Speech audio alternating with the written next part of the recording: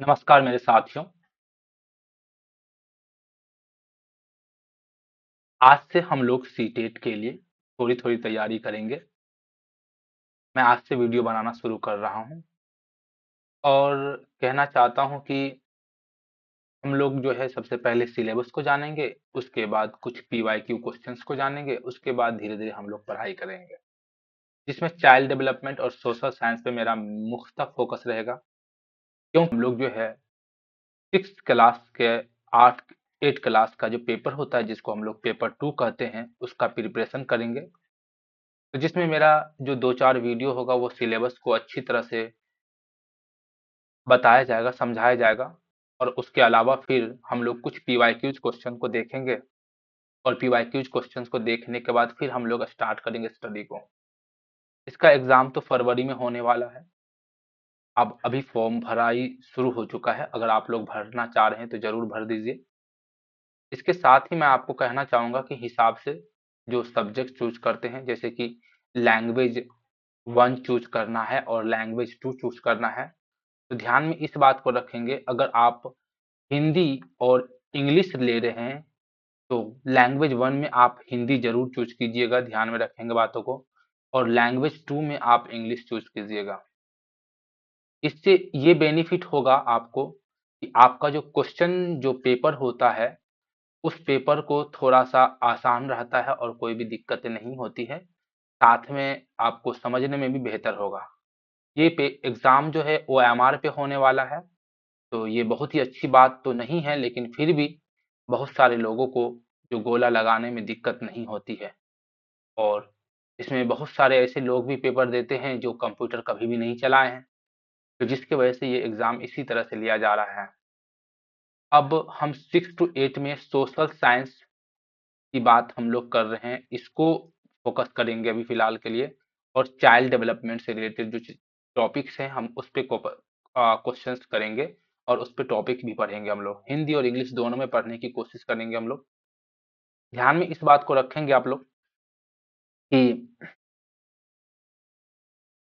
जो हमारा प्रोसेस है उसी तरह से हम लोग चलने वाले हैं। इसमें मैथ्स और साइंस का अभी बहुत मुश्किल हो सकता है, क्योंकि मेरे पास भी समय बहुत कम मिल रहा है। तो आज का सबसे पहला टॉपिक हम लोग जो शुरू कर रहे हैं, तो चाइल्ड डेवलपमेंट एंड पेडागोजी का सिलेबस को कवर अप करने वाले हैं कि सिलेबस में क्या क्या पूछा जाता है, क्या क्या नहीं पूछा जाता है, किस पे आपको फोकस करना है, किस पे नहीं करना है। और इसमें कुछ कुछ बताएंगे भी कि आपका सेंटर वगैरह कहाँ चूज करना चाहिए, और इसके अलावा आपको कौन सा सब्जेक्ट कितना मार्क्स का पूछा जाता है, ये भी आगे हम बताएंगे। पहले हम लोग सिलेबस के बारे में जानते हैं, ध्यान में रखेंगे बातों को। ध्यान में रखेंगे चाइल्ड डेवलपमेंट एंड पेडागोजी की रिलेटेड अगर हम बात करते हैं, सेक्शन हमारे पास क्या है, तो child development, elementary school child की बात हम लोग कर रहे हैं। तो कहने का मतलब है कि बच्चों का जो विकास होता है, ध्यान में रखेंगे बातों को, तो उसके बारे में हम बात कर रहे हैं। ये एलिमेंट्री स्कूल चाइल्ड की बात कर रहे हैं इसमें हम लोग। तो अब इसमें क्या सबसे पहला सिलेबस क्या है इसमें, concept of development and it's relationship with learning, मतलब विकास की संकल्पना तथा सीखने से उसका संबंध क्या है, इन सब के बारे में जानकारी हम लोग को समझना पड़ेगा, पढ़ना पड़ेगा। उसके बाद हमारा principles of development of children है, बच्चों के विकास के सिद्धांत के बारे में है। और उसके बाद influence of heredity and environment है, मतलब क्या कहते हैं कि आनुवांशिकता और पर्यावरण का प्रभाव जो है बच्चों पर क्या प्रभाव पड़ता है, इसके बारे में हम लोग पढ़ने वाले हैं।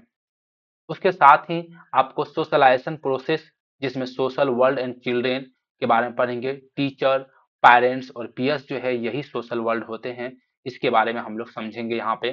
समाजीकरण की प्रक्रियाएं, जिसका हिंदी रूपांतरण है सामाजिक परिवेश एवं बच्चे। शिक्षक, माता पिता, सहपाठी के संबंध के बारे में पढ़ेंगे यहाँ पे हम लोग। उसके बाद जो कि बहुत ही इंपॉर्टेंट महत्वपूर्ण टॉपिक हमारे लिए है, वह है पियाजेट, कोलबर्ग और वैगत्स की बात करते हैं हम लोग, जिसमें कंस्ट्रक्ट एंड क्रिटिकल पर्सपेक्टिव के बारे में पढ़ेंगे हम लोग। मतलब पियाजे की बात करें, कोलबर्ग की बात करें और वैगत्स की बात करते हैं, तो इसमें प्रमुख निर्माण एवं आलोचनात्मक दृष्टिकोण के बारे में हम लोग पढ़ने वाले हैं। उसके बाद हमारा जो नेक्स्ट टॉपिक है वह है concept of child centred and progressive education के बारे में ध्यान में रखेंगे। मतलब कि बाल केंद्रित एवं प्रगतिशील शिक्षा की संकल्पना के बारे में हम लोग पढ़ने वाले हैं। 7th नंबर में क्या है, तो critical perspective of the construct of intelligence. कहने का मतलब है बुद्धिमत्ता की संकल्पना का आलोचनात्मक परिप्रेक्ष्य के बारे में पढ़ने वाले हम लोग। उसके बाद मल्टी डायमेंशनल इंटेलिजेंस के बारे में पढ़ेंगे, जिसमें कहा जाता है बहुआयामी बुद्धिमत्ता। उसके बाद हमारे पास लैंग्वेज एंड थॉट, मतलब भाषा एवं विचार के बारे में पढ़ेंगे। उसके बाद gender as a social construct, gender roles, gender bias and educational practice के बारे में पढ़ने वाले हैं। मतलब लिंग एक सामाजिक निर्माण के रूप में किस तरह से बच्चों के अंदर भूमिका निभाती है, बच्चों को डेवलप करने की भूमिका निभाती है। लिंग भूमिकाओं के बारे में पढ़ेंगे। लिंग भेदभाव से क्या प्रभाव पड़ेगा बच्चों पे, उसके बारे में पढ़ेंगे। तथा शैक्षिक व्यवहार इस समय हम लोग का कैसा होना चाहिए, बच्चों का कैसा होता है, इसके बारे में हम लोग पढ़ने वाले हैं यहाँ पे। उसके बाद हमारे पास क्या है, तो individual differences among learners, understanding differences based on diversity of language, caste, gender, community, religion के बारे में पढ़ेंगे। कहने का मतलब है कि जो बच्चों के अंदर, जो हमारे सोसाइटी में जो डाइवर्सिटी है, ध्यान रखेंगे बातों को, उसकी समझ बच्चों के अंदर कैसे देंगे और उससे हम क्लास के अंदर किस तरह से बच्चों को बेनिफिट दे सकते हैं, इसके बारे में यहाँ पे पढ़ेंगे। उसके बाद नेक्स्ट क्या है, तो distinction between assessment for learning and assessment of learning की बात करते हैं। जो यहाँ पे क्या कहने का है कि school based assessment, continuous and comprehensive evaluation, जिसको सीसीई पैटर्न की बात हम लोग करते हैं, और पर्सपेक्टिव एंड प्रैक्टिस की बात कर रहे हैं यहाँ पे। मतलब कहने का क्या है कि सीखने के लिए मूल्यांकन और सीखने का मूल्यांकन, इन सब में अंतर देखेंगे। उसके बाद ध्यान में रखेंगे विद्यालय आधारित मूल्यांकन, जिसमें जो है, और उसके बाद सीसीई इवैल्यूएशन और पर्सपेक्टिव के बारे में हम लोग पढ़ने वाले हैं। आगे हमारे लिए क्या है, तो formulating appropriate questions for assessing readiness levels of learners, for enhancing learners and critical thinking in the classroom and for assessing learner achievement। कहने का मतलब है कि जो बच्चे हैं उसकी जो है तैयारी का आकलन करने के लिए किस तरह से प्रश्नों का निर्माण करना चाहिए, कक्षा में सीखने के लिए या कक्षा में जो क्रिटिकल थिंकिंग लाना है, आलोचनात्मक चिंतन लाना है, उसको बढ़ाने के लिए किस तरह का प्रश्न होना चाहिए, तथा अचीवमेंट का मूल्यांकन करने हेतु प्रश्नों का निर्माण कैसा होना चाहिए, वो बारे में पढ़ेंगे हम लोग। उसके बाद जब सेक्शन ए हमारा कंप्लीट हो जाता है, तो सेक्शन बी में हम लोग इंक्लूसिव एजुकेशन के बारे में पढ़ेंगे कि बच्चे जो स्पेशल नीड्स के हैं उसको किस तरह की शिक्षा जरूरी है और कैसे जरूरी है यहाँ पे, जिसको इंक्लूसिव एजुकेशन को हम लोग समावेशी शिक्षा भी बोलते हैं। तो चलिए इसके टॉपिक में देखते हैं कितना टॉपिक पढ़ने के लिए हमें। सबसे पहला टॉपिक है addressing learners from diverse background including disadvantaged and deprived. मतलब कहने का क्या है, जो डिसएडवांटेज और डिप्राइव्ड जो बच्चे हैं, मतलब कि उस जगह से जो बच्चे आते हैं, वंचित और पिछड़े बच्चे जो आते हैं, ध्यान रखना, तो उसके क्या जरूरत है, किस तरह की उसको हमें एजुकेशन देने की जरूरत है, या कैसा समाधान होना चाहिए उसके लिए, ताकि वह सब बच्चे भी सीख सके। और उसके बाद addressing the needs of children with learning difficulties, impairment etc.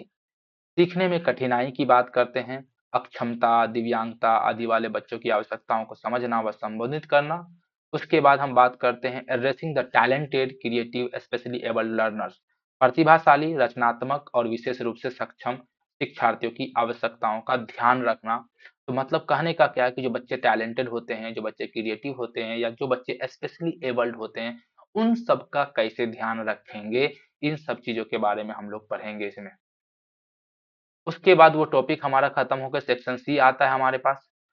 तो सेक्शन सी में 10 क्वेश्चंस रहेंगे। आपको मैं बताना भूल गया कि ध्यान में रखेंगे बातों को। यह जो सेक्शन शुरू हो रहा है इसमें 5 क्वेश्चन हैं, और इससे पहले वाला सेक्शन में 15 क्वेश्चन था। अब जो सेक्शन शुरू हो रहा है, जैसे कि लर्निंग एंड पेडागोजी, इसमें 10 क्वेश्चन पूछे जाएंगे। तो इसमें पहला टॉपिक क्या है, how children think and learn, how and why children fail to achieve success in school performance. मतलब बच्चे कैसे सोचते हैं, बच्चे कैसे सीखते हैं, और विद्यालय विद्यालय के प्रदर्शन में बच्चे क्यों और कैसे असफल हो जाते हैं, इन सब के बारे में स्टडी हम लोग करने वाले हैं।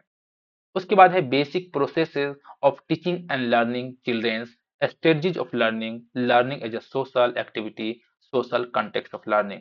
मतलब शिक्षण और सीखने की मूलभूत प्रक्रियाएं, बच्चों की सीखने की रणनीतियां, सीखना एवं सामाजिक गतिविधियां, सीखने का सामाजिक संदर्भ, इन सब के बारे में पढ़ने वाले हैं।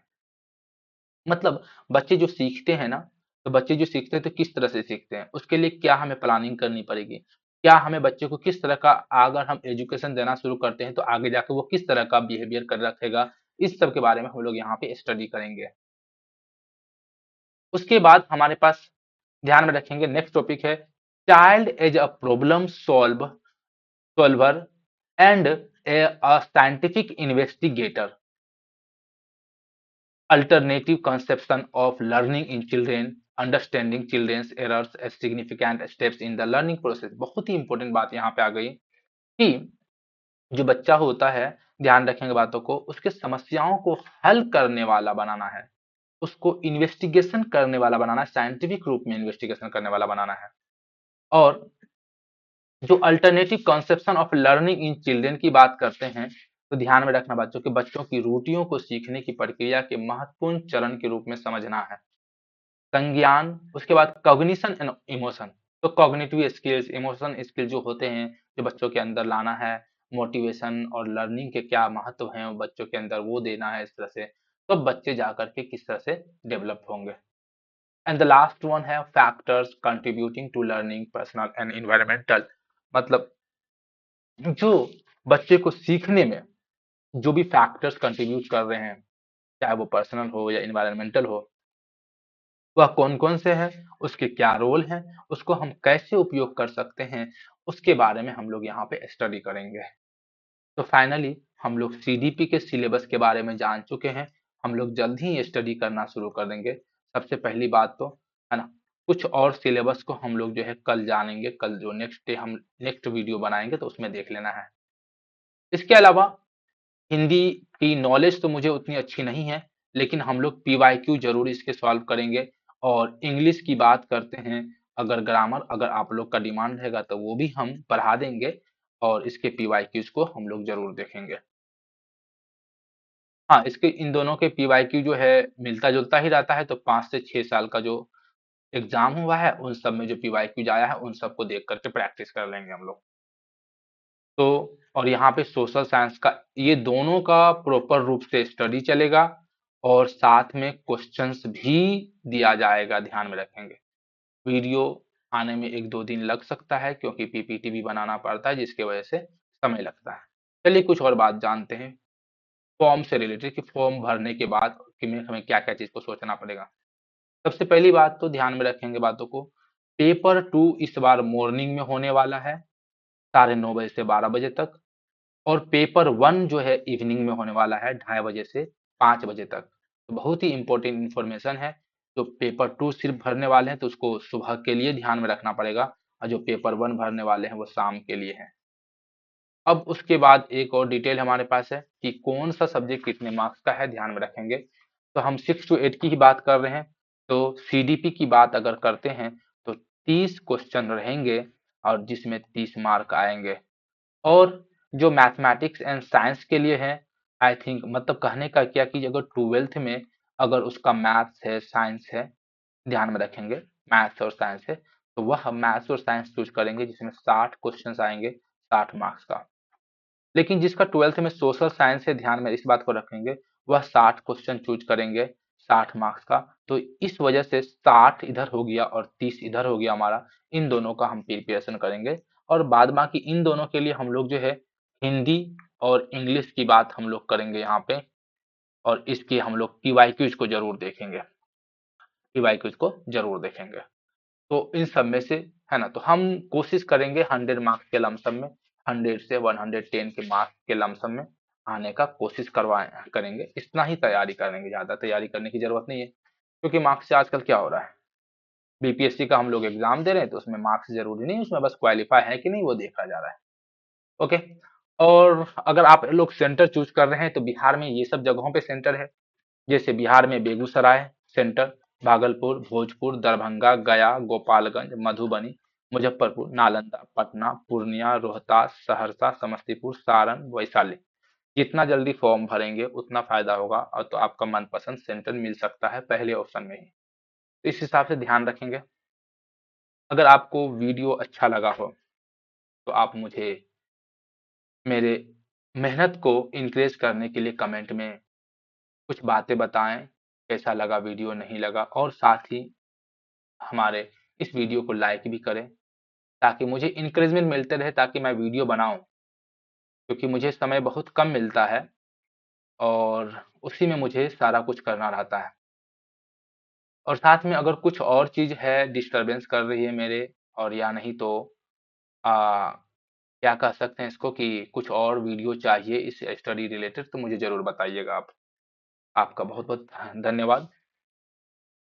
हमारे चैनल से जुड़ने के लिए आप सब्सक्राइब कर लीजिए, साथ ही लाइक और शेयर जरूर कीजिए ताकि बहुत सारे लोगों तक ये रीच कर सके।